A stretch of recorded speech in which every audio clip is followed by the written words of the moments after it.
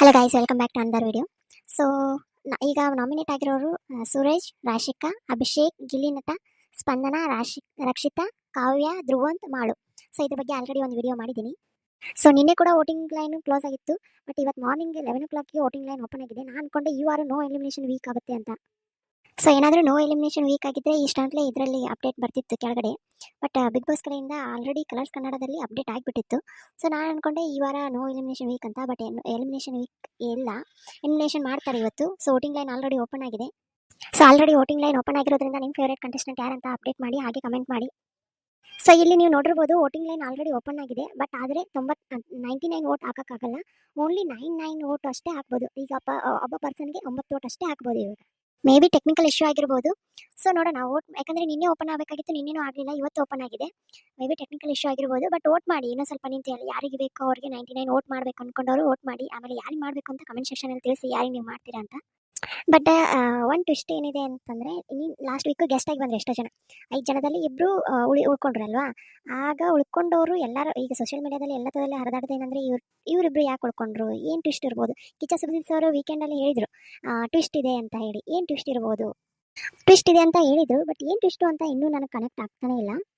But ಈ ವೀಕಲ್ಲಿ ನೋಡ್ತಾ ಹೋದರೆ, ನಾವು ಅಬ್ಸರ್ವ್ ಮಾಡ್ತಾ ಹೋದರೆ, ಚೈತ್ರಕ್ಕ ಮತ್ತು ರಜತ್ ಅವರು ಈ ನಾಮಿನೇಷನ್ ಪ್ರಕ್ರಿಯೆಯಲ್ಲಿ ಇಲ್ಲ, ಅವ್ರು ಆಚೆನೇ ಇದ್ದಾರೆ, ನೋಡಿದ್ರಾ.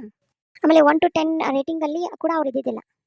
ಸೊ ನೀವು ರಜತ್ ಅವ್ರನ್ನ ಲಾಸ್ಟ್ 11 ಸೀಸನಲ್ಲಿ ನೋಡಿದ್ದೀರಿ, ಎಷ್ಟು ಖಡಕ್ ಆಗಿರ್ತಾರೆ. ಕಾಂಪಿಟೇಷನ್ ಅಂತ ಬಂದಾಗ ಯಾರನ್ನು ಬಿಟ್ಕೊಡ್ತಿದ್ದಿಲ್ಲ. ಏನು ಒಂಥರ ಆಗಿಂದಾಗ ಟಾನ್ ಕೊಡೋದಾಗಿರ್ಬೋದು, ಮಾತಾಡೋದಾಗಿರ್ಬೋದು, ತುಂಬ ಸಖತ್ತಾಗಿತ್ತು. ಬಟ್ ಅವರು ಈ ವೀಕಲ್ಲಿ ಗೆಸ್ಟ್ ಆಗಿ ಬಂದಾಗ ಸ್ವಲ್ಪ ಏನೋ ವಾಪಸ್ ಆಗಿಂದಾಗ ಕೊಟ್ಟರು, ಓಕೆನಾ. ಆಮೇಲೆ ಈ ವೀಕಲ್ಲಿ ಕೂಡ ಅವರು ತುಂಬ ಇದು ಆಗಿಬಿಟ್ಟಿದ್ದಾರೆ, ಕಾಮ್ ಆಗಿಬಿಟ್ಟಿದ್ದಾರೆ. ಏನೋ ಬಂದಿದ್ದೀವಿ, ಈ ವೀಕ್ ಇರ್ತೀವಿ ಮತ್ತೆ ಹೋಗ್ತೀವಿ ಅನ್ನೋ ಥರ. ಆಮೇಲೆ ಗಿಲಿ ಜಡಿ ಜಾಸ್ತಿ ಇರೋದು, ತಮಾಷೆ ಆಗಿರೋದು, ಒಂಥರ ಎಂಜಾಯ್ ಮಾಡೋದು, ಆ ಥರ ಅಷ್ಟೇ. ಆಮೇಲೆ ನೀವು ಇವ್ರು ಚೈತ್ರಕ್ಕನ್ನು ನೋಡಬೇಕಾದ್ರೆ, ಚೈತ್ರಕ್ಕ ಲಾಸ್ಟ್ ಸೀಸನ್ ಏನು ಅರ್ಚಾಡಿದ್ದು. ನಾನಂತೂ ಕಿವಿ ಬಂದ್ ಮಾಡ್ಕೊಂಡು ಕುಂತ್ಕೊಂಡ್ಬಿಟ್ಟಿದೆ. ಯಾಕಾದರೂ ಇದಾಳಮ್ಮ ಈ ಅಮ್ಮ, ಲಗುನ ಹೋದ್ರೆ ಸಾಕು ಅಂತ. ಫೈರ್ ಬ್ಯಾಂಡು, ಆ ಬ್ಯಾಂಡು, ಈ ಬ್ಯಾಂಡು ಅಂತೇಳಿ ಏನು ಮಾಡಿದ್ದೆ ಅವಾಗ. ಈ ವಾರ ಫುಲ್ ಸೈಲೆಂಟು, ಮಾತುಗಳೇ ಕಡಿಮೆ ಆಗಿಬಿಟ್ಟಿದೆ ಅವರು. ನಾವು ಬಂದಿದ್ದೀವಿ, ಏನೋ ಒಂದು ಸ್ವಲ್ಪ ಆಡ್ತೀವಿ ಹೋಗ್ತೀವಿ ಅನ್ನೋ ಥರ, ಜಾಸ್ತಿ ಮಾತಿಲ್ಲ ಏನಿಲ್ಲ. ಆಮೇಲೆ ರಜತ್ ಅವರ ಬಾಡಿ ಲ್ಯಾಂಗ್ವೇಜ್ ಎಲ್ಲ ನೋಡಿದಾಗ ಈ ವಾರ ಹೋಗ್ಬೋದು ಅವರು, ಅಷ್ಟೇನು ಉಳ್ಕೊಳ್ಳಲ್ಲ ಅಂತ ಅನಿಸುತ್ತೆ. ಅವರು ವೈಟ್ ಕಾರ್ಡ್ ಆಗಿ ಬಂದಾರೆ ಅಂತ ನನಗೇನು ಅನ್ಸಲ್ಲ. ಜಸ್ಟ್ ಗೆಸ್ಟ್ ಆಗಿದ್ದು ಒಂದು ಸ್ವಲ್ಪ ದಿನ ಇದ್ದು ಹೋಗ್ತಾರೆ ಅಂತ ನನಗನ್ಸುತ್ತೆ. ಬಟ್ ವೇಟ್ ಮಾಡಿ ನೋಡೋಣ. ಬಟ್ ಸೋಷಿಯಲ್ ಮೀಡಿಯಾದಲ್ಲಿ ಏನಿದೆ ಅಂದರೆ ಅವ್ರು ಹೋಗ್ತಾರೆ ಅಂತ ಎಲ್ಲತ್ತದಲ್ಲಿ ಹರಿದಾಡ್ತಿದೆ.